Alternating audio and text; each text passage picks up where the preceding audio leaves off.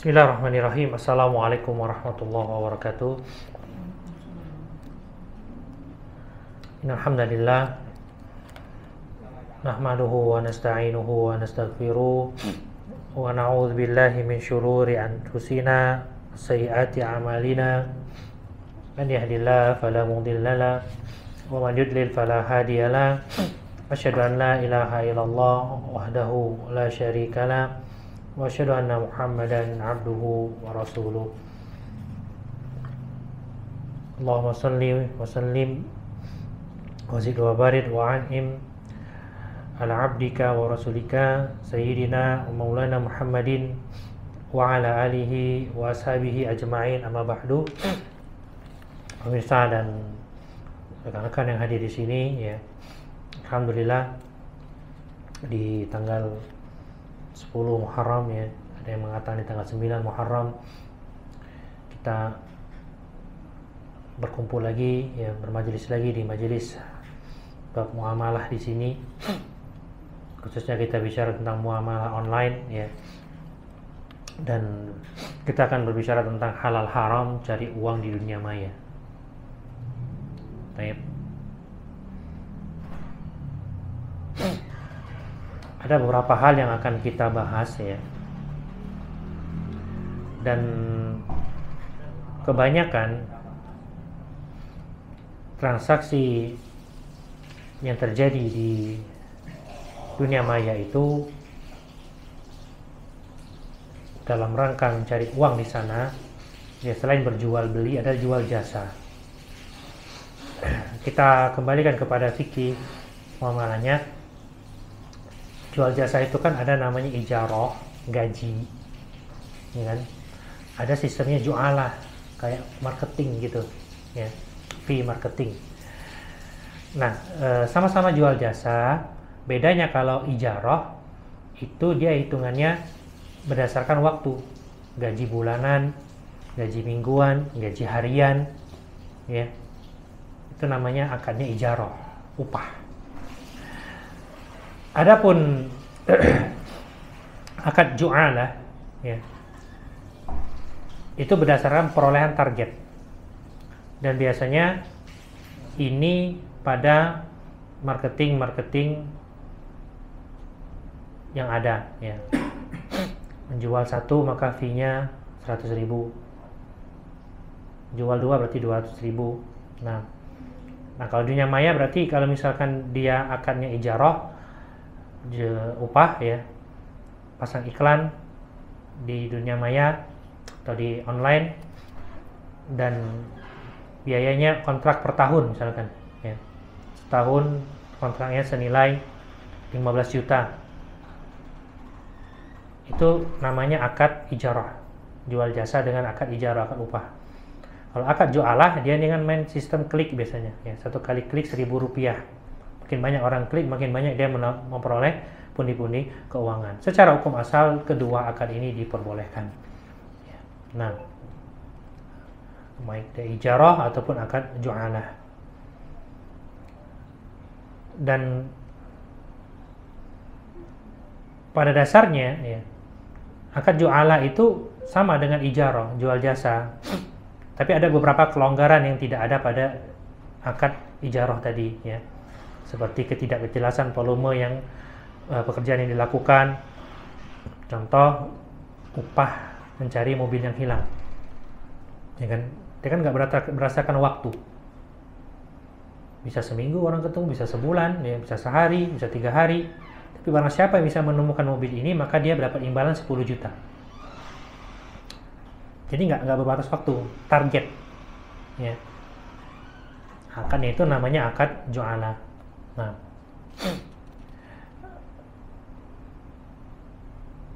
ada syarat yang harus diperhatikan karena dua akad ini hukum asalnya adalah halal, ya. Syaratnya jasa yang disediakan adalah jasa yang bermanfaat, mubah. Jika jenis jasanya haram, ya, jasa mengiklankan sihir, mengiklankan minuman keras, ya, judi online misalkan, maka itu tidak diperboleh. Sebagaimana Nabi SAW naha anil thamanil kalbi wa mahril bagi. Nabi melarang dari upah perdukunan dan upah pelacuran. Ya. Wal halwanil kahin. Betul juga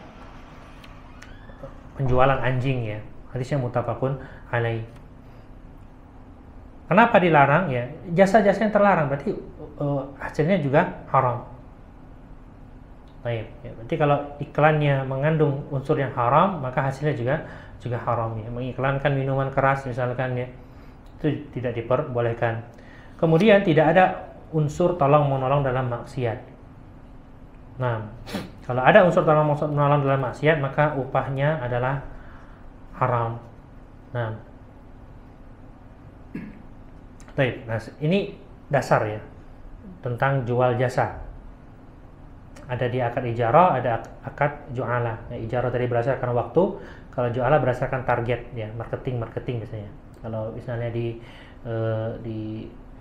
kantor travel di sini ya, ada pegawai kantor yang mereka digaji bulanan, ada tim marketing yang mereka berdasarkan penjualan ya. Satu akadnya ijarah, satu akadnya ju'alah.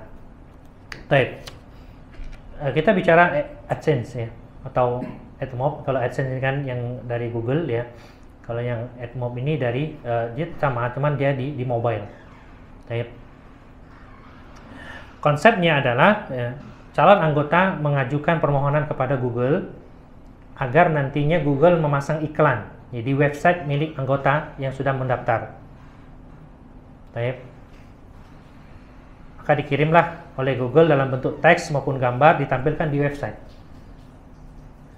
Bisa ditaruh di headernya, di websitenya, atau di body websitenya, atau di bottomnya, ya, atau di menunya secara random. Dan iklan ini akan muncul di website tempat anggota memasang kode tersebut. Nah, konten iklan yang ditampilkan itu tidak bisa dikontrol, ya. Karena random, sesuai dengan isi halaman web milik anggota. Jadi ada kemungkinan muncul iklan berbau pornografi, ya, judi, kasino, atau kredit ribawi, atau iklan games yang membawa kepada sia-sia dan pelanggaran syariat. Dan dapat upah ya ketika ada pengunjung yang mengklik iklan tersebut atau mengklik website tersebut. Setiap satu klik itu $0,01 dan baru bisa dicairkan kalau sudah $100 ya. Berarti butuh kurang lebih 10.000 kali klik baru bisa dicairkan uangnya. Ya, kalau $100 sekarang ya 1.600.000 ya, itu baru bisa dicairkan. Ya. Jadi AdSense atau AdMob itu sama saja, bedanya AdMob itu di platform mobile ya. Baik. Berarti kalau kita lihat akad jasanya, dia bukan bentuk ijarah upah berdasarkan waktu, tapi upah berdasarkan target, yaitu ju'alah. Secara asalnya tidak terlarang ya, dengan syarat materi iklannya tidak bermasalah. Iklannya tidak mendukung sesuatu yang haram ya. Karena kita tidak mengetahui berapa banyak orang yang akan mengklik iklan di situs peserta bisnis ya dari online Google AdSense tadi. Selama upahnya jelas ya, atas klikan setiap pengunjung, itu tidak mengapa. Namun pastikan konten iklan yang akan ditampilkan tidak bertentangan dengan syariat dan aturan syariat yang ada. Nah, makanya Syekh Shalih Al-Munajjid ketika menjawab tentang Google AdSense, beliau mengatakan al-aslu annahu la yajuz istiraku fi hadzal manamij al-i'lani illa bisyartin. Ya. Pada asalnya nggak boleh kita bergabung dengan Google AdSense tersebut kecuali dapat dipastikan ya. At-ta'aqqud min salamatil mawaqil mu'lan anha wa khaluha minal muharramat ya. Dipastikan iklan tersebut jauh dari perkara-perkara yang haram. Di annahu la yajuzul i'lana wa di'aya wa li'ana ala nashril munkarat. Karena nggak boleh kita mengumumkan, mengiklankan dan membantu penyebaran munkarat ya, kemungkaran. Nah, maka ini yang harus diperhatikan. Kita lihat realitanya. Mayoritas situs yang diiklankan pada situs peserta Google AdSense tadi adalah situs-situs mengenai, misalkan ya, kalau seandainya hanya iklan-iklan mengenai bahasa atau semisal itu, maka tidak mengapa. Terlebih kalau memang sangat dibutuhkan tambahan-tambahan seperti itu. Nah, Maka wajib bagi seorang muslim ya, ketika dia bergabung di platform tersebut atau di Google AdSense tadi, dia memperhatikan aturan-aturan syariat. Artinya apa? Wajib bagi dia memastikan iklan yang muncul itu adalah iklan yang tidak bertentangan dengan syariat ya. Tidak menampilkan aurat wanita, tidak menampilkan musik-musik ya. Dan ini berat, tentunya sangat berat ya. Intinya apa? Kalau materi iklan yang bisa dikontrol ya, maka hukumnya diperbolehkan. Tapi kalau tidak bisa dikontrol, maka lebih baik ditinggalkan ya. Karena kenapa ya?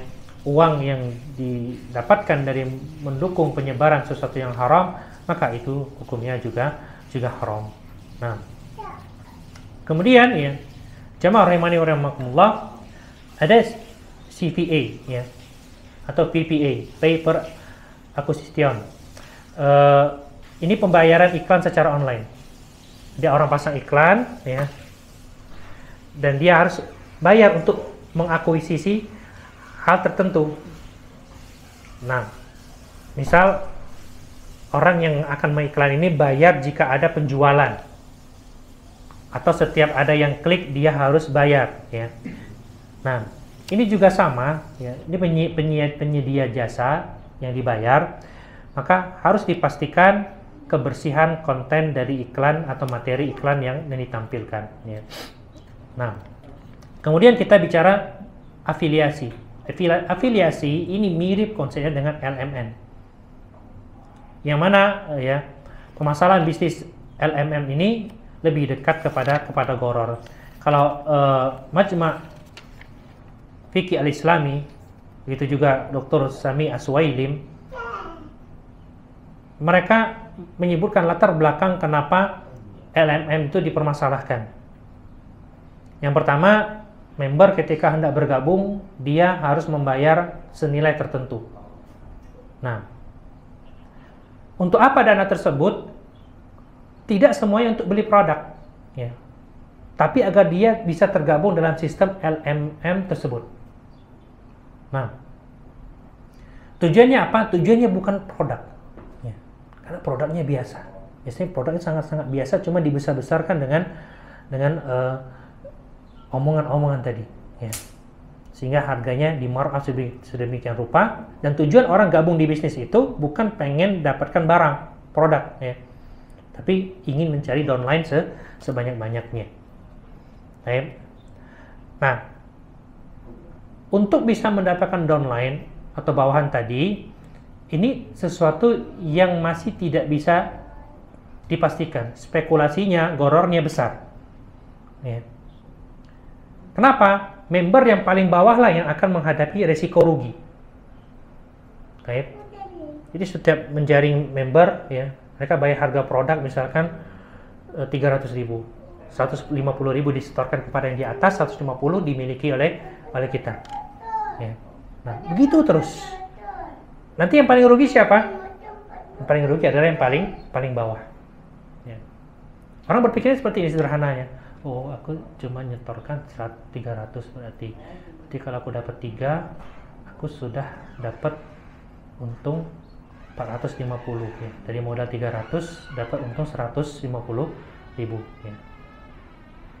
Jadi nanti yang di bawah juga nyari tiga sampai nanti ketika bisnis ini akan mentok ya, maka yang paling tidak mendapatkan untung adalah mereka yang paling di bawah. Nah, sistem piramida berjenjang ini ya, suatu saat akan mengalami namanya saturasi, kejenuhan, sehingga tidak lagi berkembang. Pada puncaknya, downline yang jumlahnya lebih banyak akan mengalami kerugian. Sementara yang paling untung siapa? Yang di atasnya, yang paling atas ya. Nah, maka kita buat gambaran. Jadi ada yang kita bayarkan, ada yang kita terima. Dalam sistem LLM ya, yang kita bayarkan jelas 300.000. Produknya memang jelas ya, tapi ini bukan tujuan. Yang jadi tujuannya apa? Mencari downline tadi. Nah, ini yang tidak jelas. Kata Imam Ibnu Qayyim rahimahullah taala, wal qa'idatu syari'ah allati la yazhaduha anal maqasid wal i'tiqad mu'tabaratun fit tasarrufat wal ibarat. Kaidah dalam syariah yang tidak boleh kita abaikan bahwasannya tujuan, maksud, dan keyakinan dari sebuah transaksi itu diperhitungkan dalam muamalah.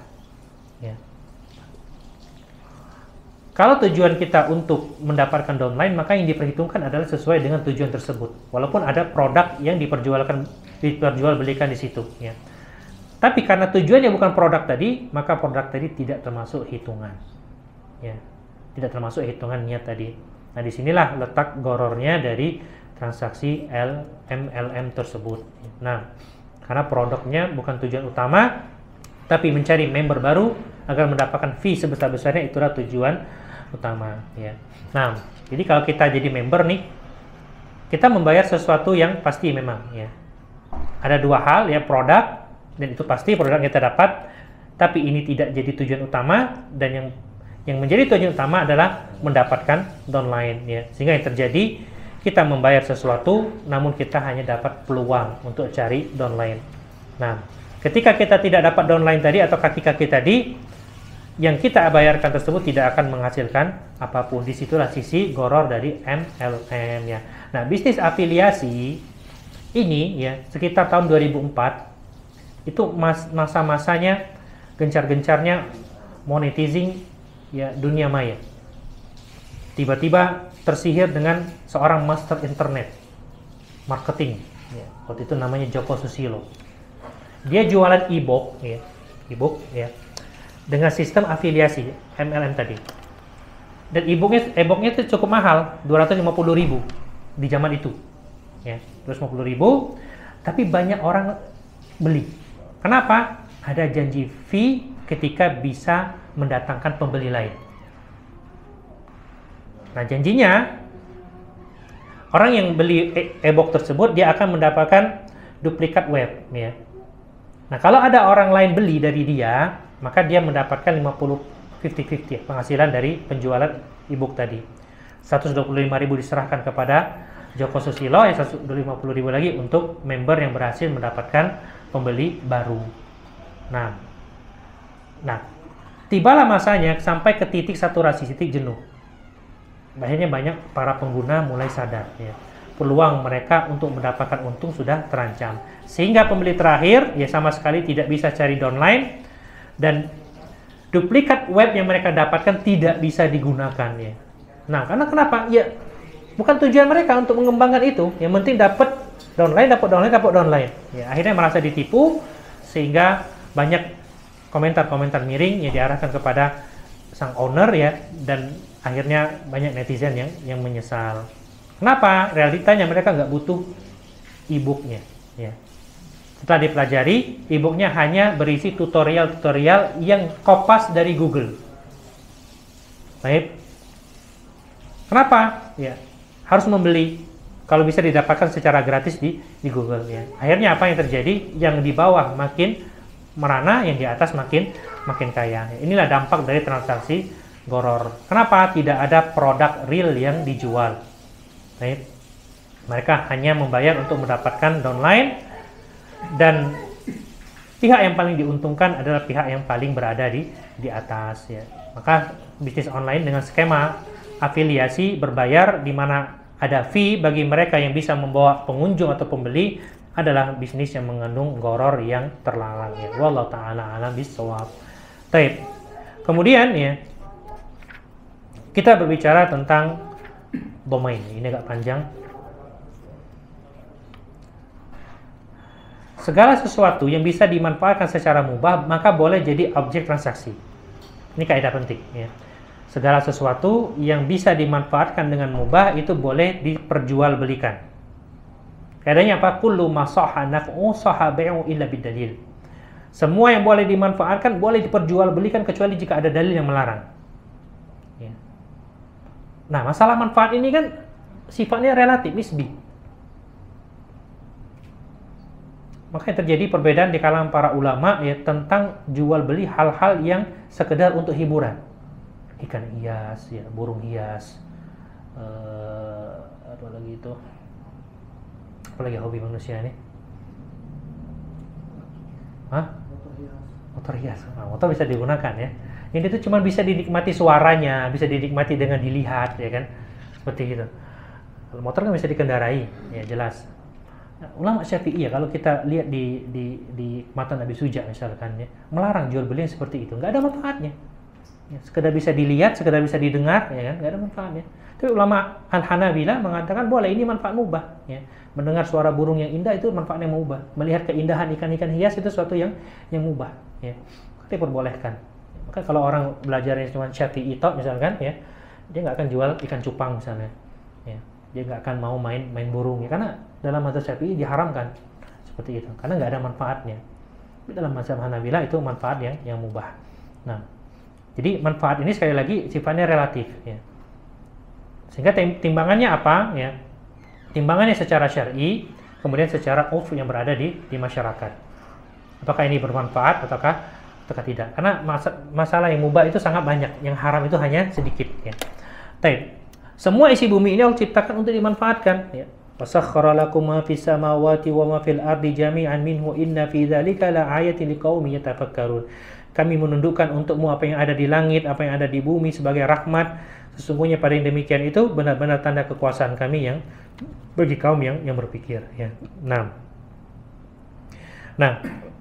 benda-benda di alam semesta ini, ya, kebanyakan berada di kekuasaan orang lain, dalam artian milik orang lain.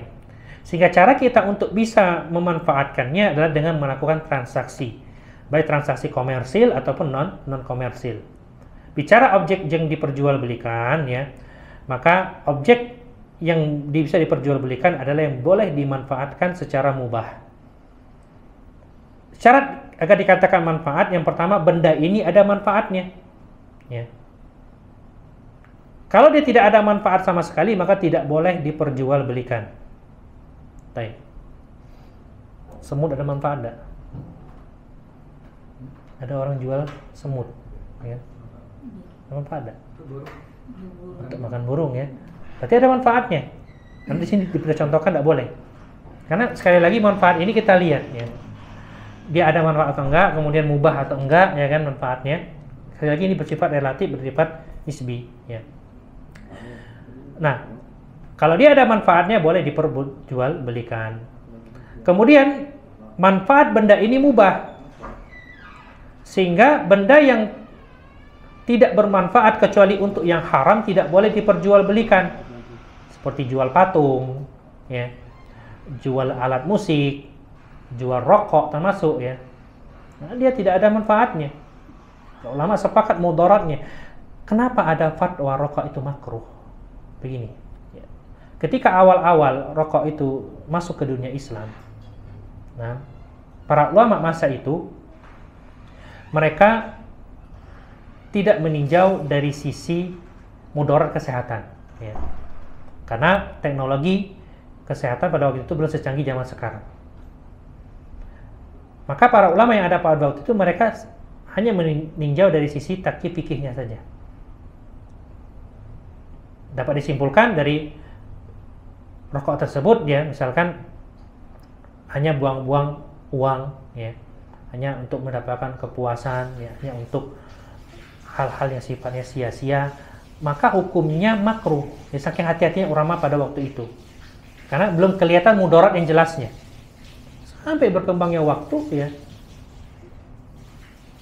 memang sempat ada yang memfatwakan haram di zaman itu juga, ya, tapi memang ada dua pendapat. Ditemukanlah mudarat dari rokok tersebut, ya. Maka dengan mudarat yang ada di zaman sekarang sudah bisa kita simpulkan bahwasanya hukum rokok itu sesuatu yang haram, sehingga jual beli rokok termasuk hal yang diharamkan juga. Nah, domain di dunia online termasuk sesuatu yang banyak manfaatnya. Intinya domain ini bisa dijadikan alat transaksi. Nah, ada orang sewa domain, ya.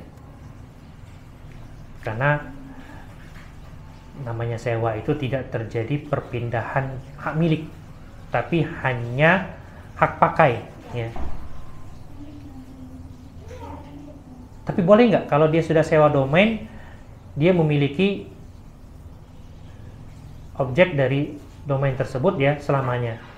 Nah, selama dia memiliki manfaat yang mubah, maka itu diperbolehkan. Tapi pertanyaannya, domain ini sangat mahal. Kalau dijual dengan sangat mahal, apakah diperbolehkan?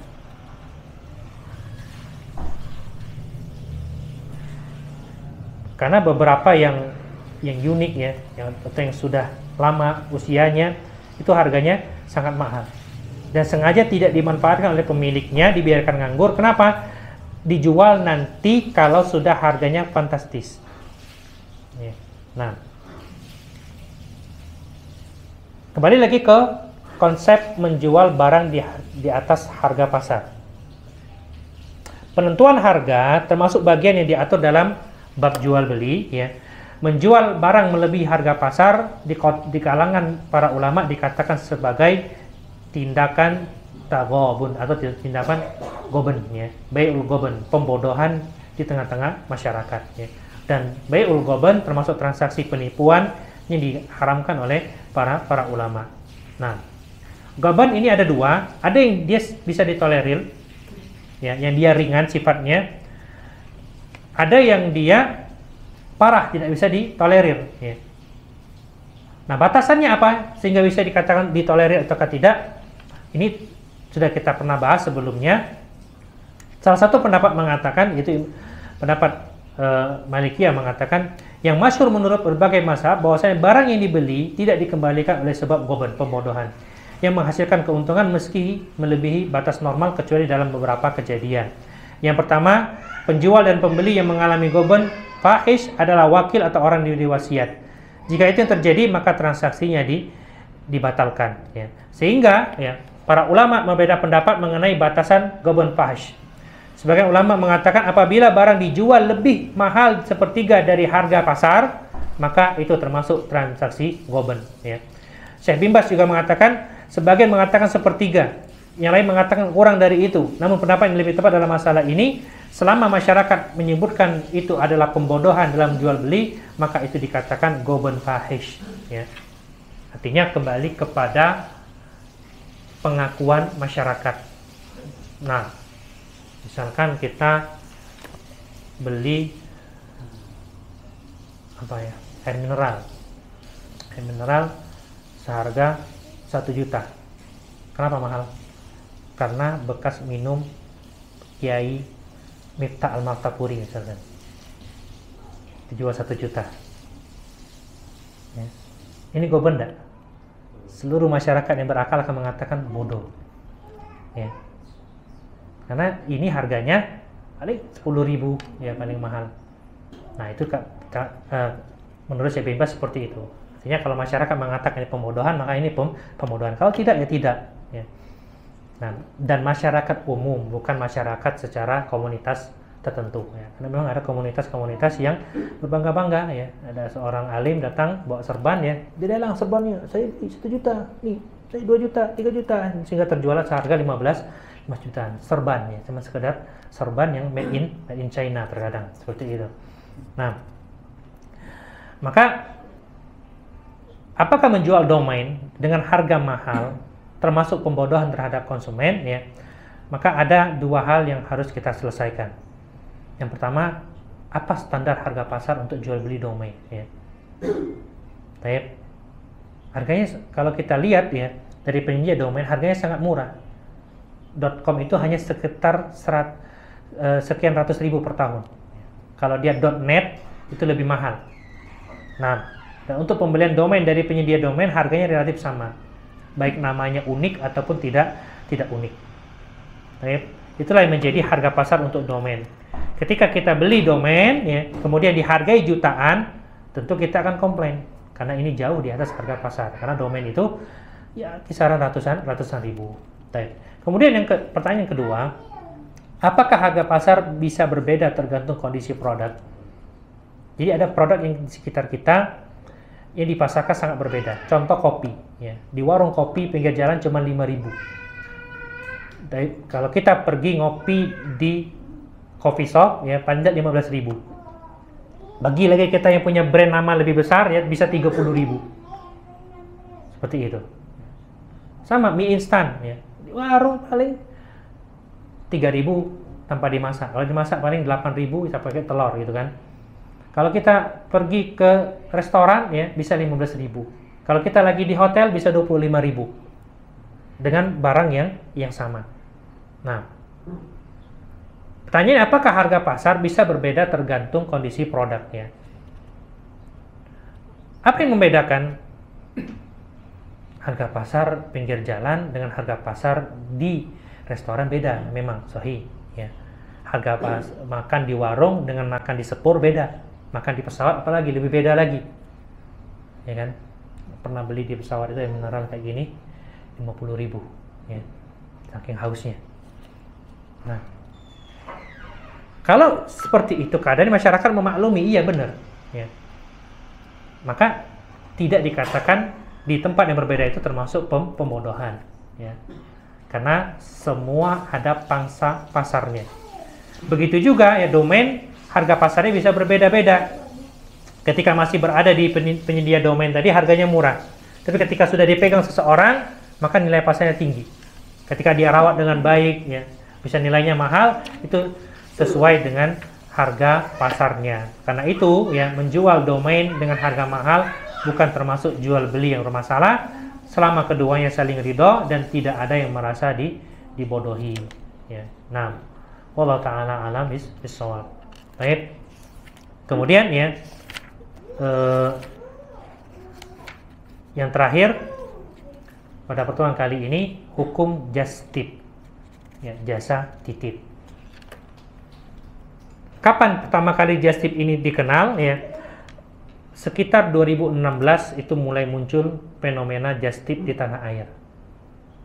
Intinya ada pihak yang membantu membelikan produk pesanan dengan memasang tarif murah.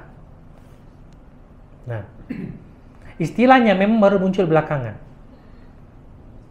Cuman itu sudah ada sejak dulu kalau kita mau perhatikan ya. Cuman bedanya dulu itu just tip hanya antar orang yang sudah saling kenal ya. Misalkan ada tetangga mau keluar kota, mau ke Jogja misalkan ya. Pak, nitip nanti belikan belangkot ya. Nanti saya bayar sekaligus ongkosnya berapa. Kan dulu sering seperti itu ya. Tapi cuma antar orang yang dikenal. Nah, barulah 2016 itu baru dia menjadi sebuah komoditi jual beli jasa tertentu. Nah, dan sekarang just tip lebih meluas ya, tidak hanya sebatas orang saling kenal, tapi ditawarkan di semua kalangan, bahkan di medsos ya, bahkan di Facebook dan semisalnya dengan tarif sesuai kesepakatan. Skema fikihnya, just tip itu adalah wakalah bil ujroh. Jadi wakil dari orang lain ya dengan upah tertentu. Dan biasanya ini hanya melibatkan dua orang. Penyedia jasa ya, layanan titip beli barang sekaligus bertindak sebagai wakil, dan orang yang memesan jasa tersebut, yaitu orang yang titip beli. Baik. Kita sadar banyak hal yang tidak bisa kita lakukan sendirian. Kita butuh orang lain ya. Maka diberikan kemudahan diantaranya akad wakalah. Hanya saja terkadang orang tidak mau secara sukarela menjalankan apa yang kita inginkan ya. Maka syariat membolehkan adanya wakalah bil ujrah, menyuruh orang lain dengan bayaran tertentu. Kenapa boleh ya? Contoh kisah Ashabul Kahfi. Ketika mereka tertidur selama 300 tahun lebih, ya apa kata mereka? Fab'atsu ahadakum biwarikikum hadhihi ilal Madinah. Ya, salah seorang dari kita ayo pergi ke kota bawa uang ini, uang perak ini, ya. Falyanzur ayyuha azka ta'ama falyatikum birizqin minhu. Cari makanan yang paling baik yang kita makan di sana dan adalah berlemah lembut di sana. Jadi 7 orang mewakilkan 1 orang untuk membeli makanan. Nah, maka dibolehkan mengambil upah dari transaksi tersebut sebagaimana imbalan atas jasa halal bagi orang yang menerima perwakilan. Begitu juga Urwa al-Bariki ketika dia dijustifi sama Nabi SAW, kasih 1 dinar untuk beli 1 ekor kambing. Tapi sama Urwa al-Bariki ya, dia bisa beli 2 ekor kambing dengan harga 1 dinar, ya, satunya dijual lagi. Balik ke Nabi bawa 1 dinar dan 1 ekor kambing, ya. Maka Nabi mengatakan Allahumma barik lahu fi safqati yaminihi. Ya Allah, berkahilah dia dalam setiap transaksinya. Ya, jadi Nabi mewakilkan kepada Urwah bin Ujrah untuk membeli seekor kambing. Nah, memang di dua dalil ini nggak disebutkan ada upah. Andai keduanya minta upah di awal juga diperbolehkan. Artinya apa? Orang yang dititipi ya telah diberi uang. Sehingga ya, kalaupun dia ingin meminta upah dari hal tersebut itu diperbolehkan karena hakikatnya dari wakalah bil ujrah adalah jual beli jasa dan layanan. Sementara hukum asal jual beli sekali lagi itu dihalalkan atau dalam artian mubah. Nah kembali kepada just tip tadi. Nah, di grup-grup misalkan seperti backpacker ya internasional itu ada just tip, open just tip ya. Barang-barang dari Saudi Arabia, just tip barang-barang dari Korea, ya kan? Ada yang amanah, ada juga penipuan. Ya, tapi yang dia kebanyakan yang berlaku itu bayarnya setelah barang itu sampai. Ya, setelah ketemuan barang sampai baru dibayar. Nah, skema just tip yang ada ya, kalau kita lihat ada akad jual beli jasa beli barang, yaitu wakalah bil ujrah tadi. Baik. Kemudian ada akad talangan. Dua akad ya yang berbeda dijadikan dalam satu transaksi. Nitip beli iPhone di Jepang misalnya. Kan lebih murah misalnya. Nanti ada jasa justipnya sama jasa bea cukainya. Nah, kalau dia bayar di muka, selesai urusan. Ya kan? Nggak ada akad utangnya, murni akad sekedar jasa titip. Ya kan? Yang jadi masalah kalau bayarnya belakangan. Berarti ada dua hal. Akad jual beli barang dan jasa, ya. Ada akad utang, talangan. Ya, jadi dibayari dulu pakai duit orang yang open just tip tadi. Nah, sedangkan Nabi SAW mengatakan naha Rasulullah SAW an salafin wa bai. Nabi melarang dari menggabungkan antara akad jual beli dan akad utang piutang. Dalam riwayat lain la yahillu salafun wa bai'un. Tidak halal utang digabung dengan jual beli. Nah, Imam Ahmad menerangkan ketika ditanya sama muridnya Ishaq bin Mansur, kata muridnya, "Ma makna naha an salafin wal bai'?" Apa makna larangan menggabungkan hutang piutang dan jual beli? Kata Imam Ahmad, "An yakuna yaqriduhu qardan tsumma yubayyi'u bai'an yazdadu 'alaihi." Bentuknya ya orang memberi hutang kepada si B, kemudian mereka melakukan transaksi jual beli sebagai syarat tambahannya. Nah, di dalam akad ijarah jual beli jasa tadi ya, itu termasuk akad jual beli. Sedangkan akad talangan itu adalah akad utang ya, akad qard. Maka dalam ma'ayir syar'iyyah yang diterbitkan oleh AEO IFI ya, pada pasal 19 tentang hutang piutang ayat 7 dikatakan la yajuzu istiratu aqdil bai' awil ijarati wa nahwihima min uqudil muawadat fi aqdil qardi. Lembaga keuangan syariah tidak boleh mensyaratkan akad jual beli dan akad sewa atau akad komersial lainnya digabungkan dengan akad utang piutang. Baik. Karena dalam jual atau sewa, biasanya pihak debitur sering menerima harga di atas harga pasar dan ini merupakan sarana untuk terjadinya riba. Apa? Pinjaman yang mendatangkan keuntungan. Jadi dia talangi dulu, setelah itu dia dapat untung. Baik. Namun ya, tujuan besar dari dilarangnya menggabungkan jual beli dan utang piutang tadi adalah tindakan preventif agar tidak terjadi riba. Itu alasannya. Namun ada satu kaidah dinyatakan para ulama ya. Di antaranya di Al-Wajiz fi Idah Qawaid Fiqh, al-aslu annahu qad thabata syai'un tab'an wa hukman wa in kana yabtulu qasdan. Hukum asalnya segala sesuatu dibolehkan karena sekedar mengikuti meskipun dia dilarang kalau jadi tujuan utama. Maksudnya apa sih?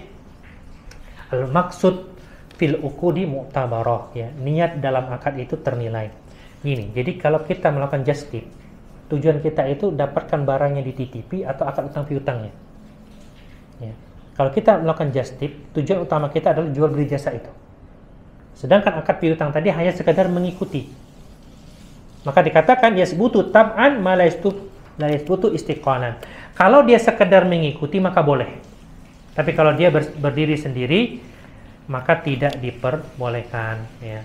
Larangan menggabungkan utang dengan jual beli, ya. Akad yang dominan adalah akad utangnya. Andai tidak ada utang, mereka tidak akan jual beli. Sementara dalam kasus just tip, yang terjadi akad utang ini sekedar imbas efek dari akad jual beli yang terjadi.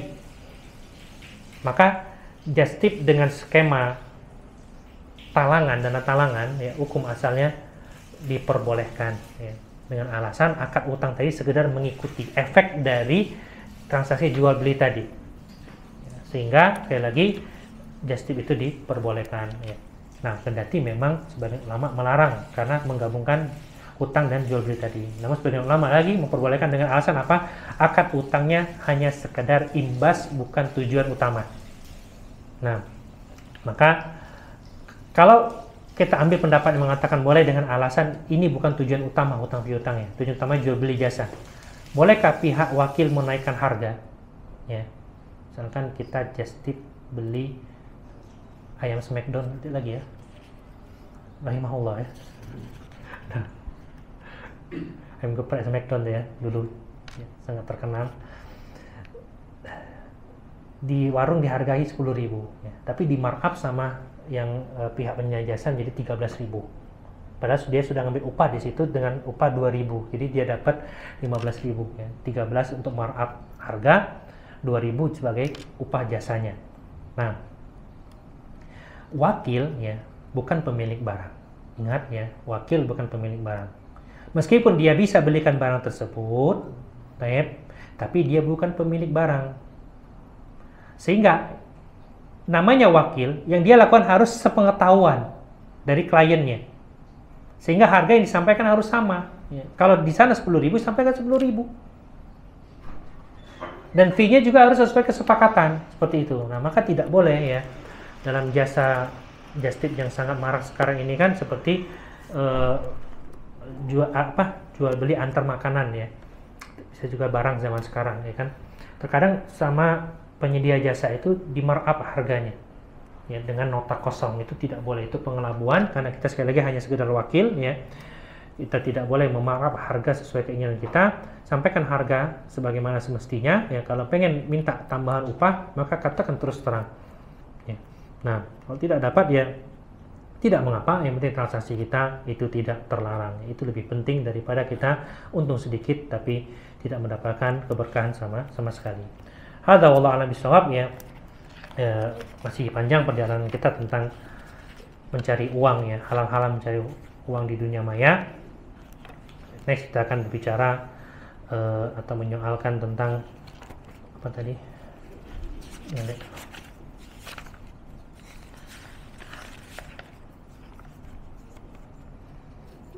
Giveaway, ya. Giveaway, kemudian pendapatan dari YouTuber, kemudian trading saham online, forex, ya. Forex sudah nggak ada lagi sekarang, ya. Nah, kemudian jual beli followers, apa hukumnya? Intinya masih bicara tentang halal haram mencari uang di dunia maya, ya. Allah a'lam bishawab. Ini bisa disampaikan. Wassallallahu nabiyina Muhammad wa ala alihi wasallam wa ibdawana subhanakallahumma wa bihamdik asyhadu an la ilaha illa anta astaghfiruka wa atubu ilaik. Assalamualaikum warahmatullahi wabarakatuh.